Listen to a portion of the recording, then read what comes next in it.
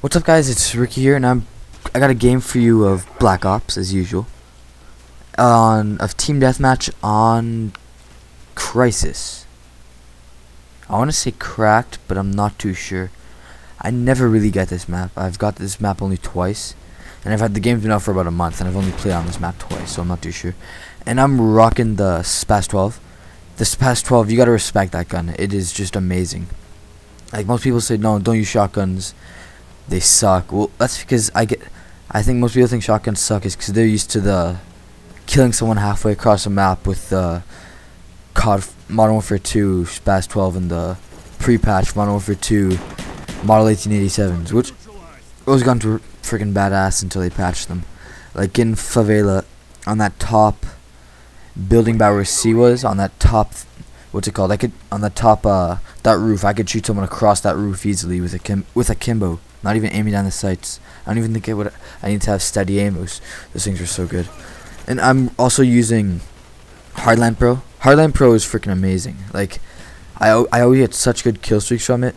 Well, most of the time you don't get the good stuff, but every now and then you get good stuffs, and it's worth it. And I'm using the Hardline Pro setup. SAM turret, care package, and sentry gun, sorry, I lost my train of thought there.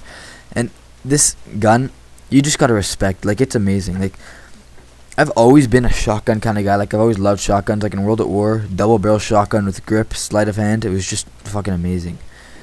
And what else is it? And I didn't use shotguns in Modern Warfare 2 too much because, well, I always used in the secondaries, but they were really overpowered. I only used them when I had to use them.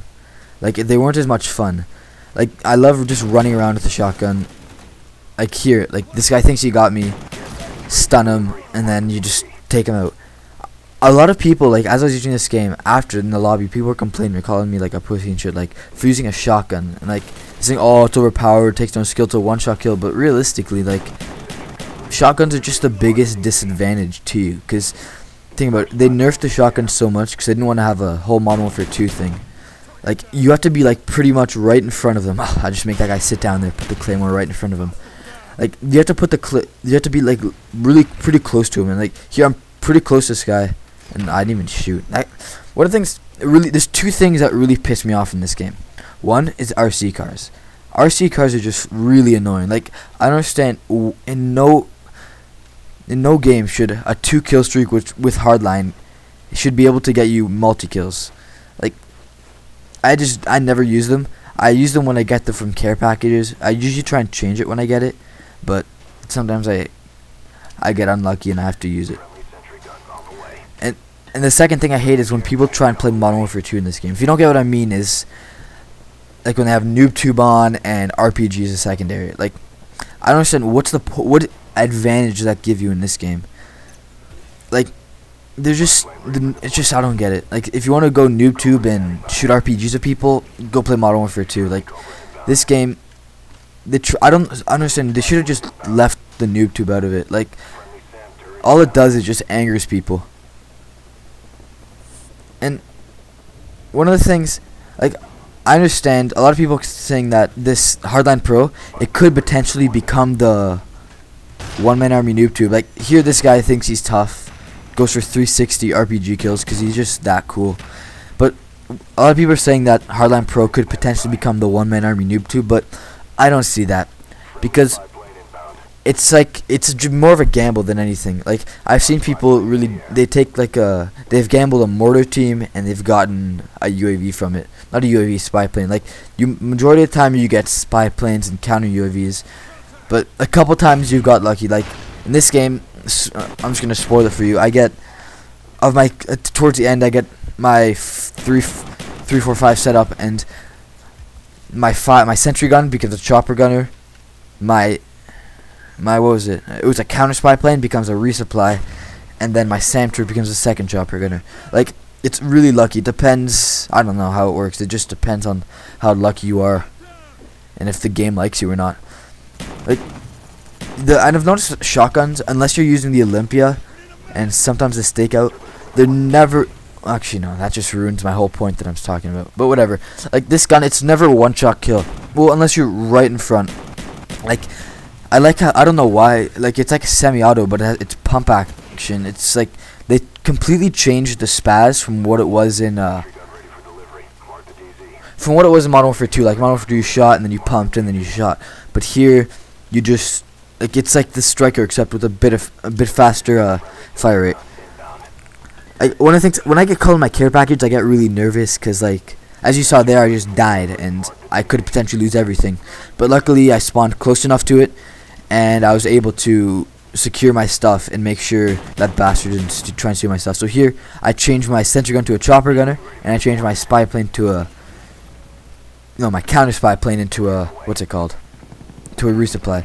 Like, it's really just a gamble. Like, there's sometimes, like, once I was playing with my friend, and he was really being annoying, so he got a gunship, and he ran, not a gunship, it was a chopper gun, and he ran away from it, because he, like, he threw it down. He was trying to get a hardline pro, he threw it down for me, and he said, if it's something good, don't take it. So I didn't take it, and then I wanted to see if I could actually change his care package, and I changed from a counter spy, no, a chopper gun into a counter spy plane. I kind of felt like a dick after, but he was pretty pissed off. But then he ended up he had a chopper gunner on anyway, so he got it, so it's all good.